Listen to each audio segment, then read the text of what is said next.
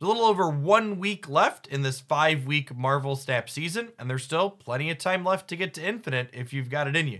Today's video is going to be highlighting a number of different decks that I think are all excellent choices for completing your climb with, and I'm going to break these decks into 3 different groups. First, I'm going to run through some various high evolutionary decks. Marvel Snap's latest addition to the game is played in a variety of ways. I'm going to showcase the 3 that I think are the most interesting and powerful. Second, I'm going to go ahead and run through just generically powerful decks that are explicitly not playing high evolutionary for people that are either sick of playing that card or don't have it in their collection. And then finally, I'm going to wrap things up with a couple of more off-meta things that I think are powerful and could become players in the format and are excellent choices for catching your opponents by surprise if you like playing things that are a little bit lesser known. Let's get to it, shall we? Our first high evolutionary deck is just kind of a generic good stuff high evolutionary deck. We're playing a whopping 6 of the 7 abilityless cards that unlock their potential with high evolutionary inside of our deck. And then we slot in Sunspot as well as Doctor Doom as 2 other generically powerful cards. And then we mix in our favorite tech cards. In the case of this particular deck list, we have Luke Cage, Wave, and Enchantress, and we see what shakes out onto the battlefield. I think you can definitely tune those last 3 slots with other things like, say, Rogue or Shang-Chi, depending on what opposing deck lists you're looking to hedge. But overall, I think this core is pretty reasonable. All of the high evolutionary cards are pretty powerful, and this deck leverages them all in a nice little package. If you're looking to play high evolutionary in a more controlling shell, this core is the one that I've been most impressed with when going about this. We have Storm as well as Spider-Man here to kind of dictate where our opponent can play out onto the board. And then we have a variety of flexible and powerful 1-drops that let us start building up stats early with various cards. We have Jeff to help us get into difficult to reach spots. And then at the very top end of the curve, we have Dr. Doom to let us spread power out in that final moment, or the Hulk, who can slam down to go ahead and give us a massive stat stick where it really counts. Luke Cage is definitely a flex spot in this deck, being a tech card that could be good against other high evolutionary decks such as Luke Cage, but again, you can also slot things like Rogue or Shang-Chi or Enchantress in here, depending on what decks you're running into on your climb and that you want to be hedging against. This third high evolutionary deck is definitely my favorite of the bunch, featuring Lockjaw to let us swap out our cheaper cards for a variety of absolutely massive stat lines. I think the big thing I love about this deck is the flexibility and power it has going into the final turn of the game, in large part thanks to She-Hulk's cost reduction.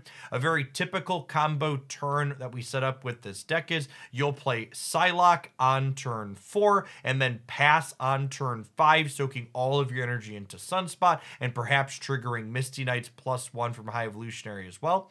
Then, because you pass with 6 energy up, you can slam down She-Hulk as well as any of the other 6 drops in this deck, giving you big point assignment in a way that's difficult for your opponent to predict. Shocker's high evolutionary bonus reduces the leftmost card in our hand by 1 cost as well, giving us a second pseudo Psylocke for a similar thing. If we hit She-Hulk or any of the 6 drops, we can pass on 5 with 5 energy and then be able to play out She-Hulk plus the other card that was reduced for a similar effect.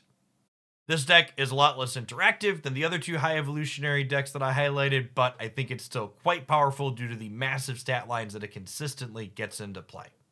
Moving along to our non-high evolutionary decks, Old Faithful Serra Disruption is still here, tried and true, ready to help you rank on up. Serra makes all of our cards cost 1 less when paired in tandem with 3 of the best disruptive cards Marvel Snap has to offer, along with things like Bishop, Mysterio, Hitmonkey, and Kitty Pryde to put some points of power onto the board, make it so this deck can keep up and be competitive into just about anything Marvel Snap can throw at it.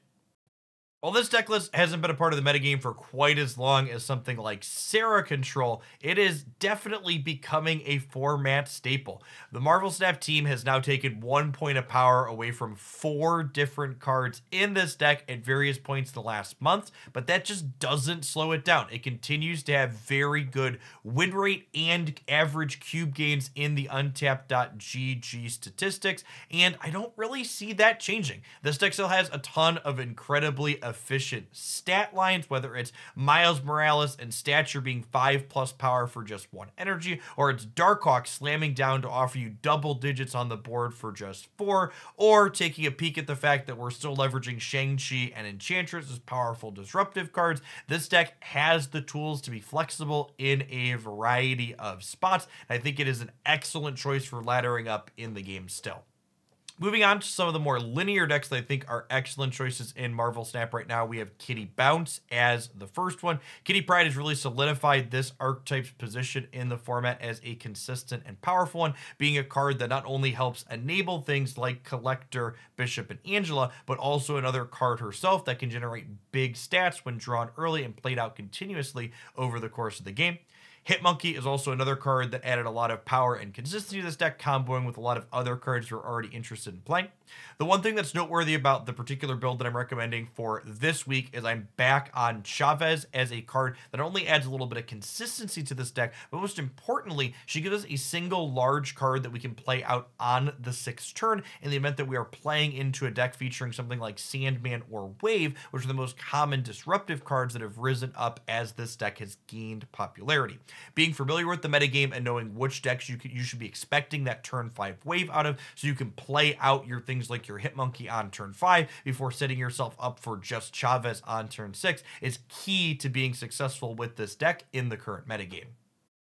Finally, Galactus is still great. It consistently has one of the highest cube rates in the game, while also being a known entity and having a high play rate. The thing I feel like I really need to call out about this deck is the fact that it has the ability to play through so much of the disruption that people think just shuts it down. While it's true that things like Debris and Viper and Green Goblin can stop this deck's namesake, this deck isn't just playing Galactus. Destroyer in particular is so powerful against a lot of the cards that are aiming to stop Galactus specifically, that you often put your opponent into this really bad spot where they can't actually beat Galactus and Destroyer simultaneously, and you choose to just go on whichever plan is going to beat whatever your opponent is executing. It's also worth noting that there's been other technology innovations in this archetype. If you're someone who's spending lots of dollar dues on Marvel Snap, Jeff the Baby Landshark has been a common occurrence inside of Galactus lists because it lets you add 3 power into a Professor X path if they use that on your Galactus. This actually gives you just an insane amount of cube equity because people often snap you when they Professor X your Galactus path, expecting you to just be cold to it, and now on the back of Jeff the Baby Landshark, you're not. Another piece of innovation that this deck has been leveraging in different shells is just playing Iron Lad as another way to consistently get to your Galactus effect. Iron Lad can just be played out a raw on turn 4 as well with no ramp and hit that Galactus at random off the top of your deck, letting you blow away the board, have 6 power, and catch your opponent completely off guard because you didn't need to play any ramp cards before to make it happen. Now, it is worth noting that if you don't have Galactus currently, you might want to be a little hesitant about buying it specifically for laddering up. It was indicated by a member of Second Dinner that there's likely changes for this card coming in the June 13 patch in a couple of weeks. That being said, if you already have it or don't mind spending tokens on a card that might be changing in the not too distant future, it's still a great choice for ranking up with. My first pick for off-meta decks that I've really been enjoying is this variation of Shuri based around Kitty Pryde. The big thing Kitty Pryde does for this archetype is mitigate a little bit of the drawback that they added to Shuri when they nerfed her the last time. So Shuri requires you to play the card at her location that you're doubling up. This means if we play Shuri into Kitty on turn 5, Kitty goes ahead and bounces back to our hand on turn 6, allowing us to deploy her anywhere on the board along with Taskmaster in that final moment of the game to add 2 big stats in a way that's least convenient for our opponent to be able to counter. This deck's also doing just other traditional good Shuri things as well, though. You know, you could play Armor out, play Shuri behind it, play Red Skull for 24 stats, and then copy those 24 stats with Taskmaster.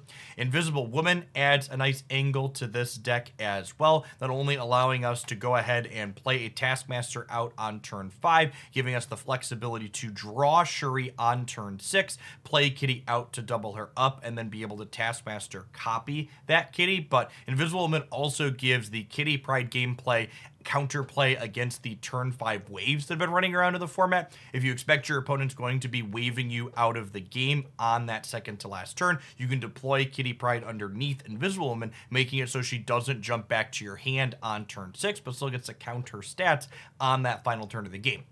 I think the biggest thing this deck has going for it compared to other Kitty Pryde variations is the fact that having a lot of individually large cards makes it quite resilient to things like Wave and Sandman that are typically very strong counterplay into these Kitty Pryde archetypes. Also worth shouting out that while Jeff the Baby Landshark here is a fantastically powerful and flexible card, it's by no means required in this core, so if you're missing this Series 5 card, I think you can easily replace it with something like Lizard or Nightcrawler and still play this deck list to great effect. My next off-meta pick is one of my favorite style of decks to play in Marvel Snap. That is a Moon Girl double-up deck. So Moon Girl duplicates our hand with her on-reveal effect. And we utilize this to get double copies of Ebony Maw, Titania, things like the Demon from Hood, to be able to deploy them out for a big flourish on that final turn of the game, alongside with things like Hitmonkey and She-Hulk to make it difficult for our opponent to predict where we're going to be playing things out.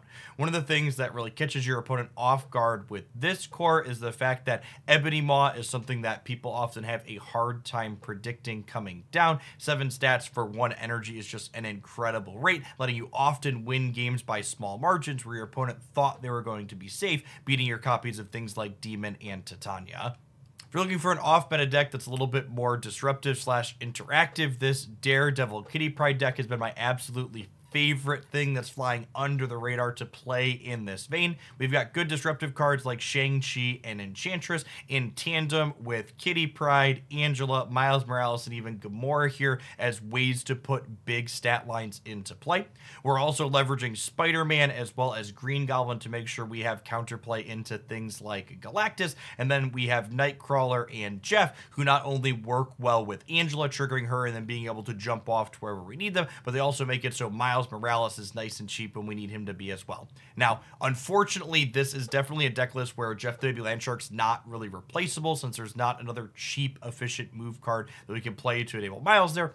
That being said, I do think Jeff is an excellent pickup, so if you have tokens, you've already purchased the big bads like Thanos and High Evolutionary, I'd highly recommend considering Jeff the Baby Landshark being your next token purchase. What decks have you been liking in the metagame? Are you Infinite already? Are you trying to make the push in the last week? Let me know in the comments down below. If you enjoyed my deck recommendations today, please consider snapping that like button to help this video reach more people. Be sure to check back in again real soon for some more excellent Marvel Snap content here on YouTube.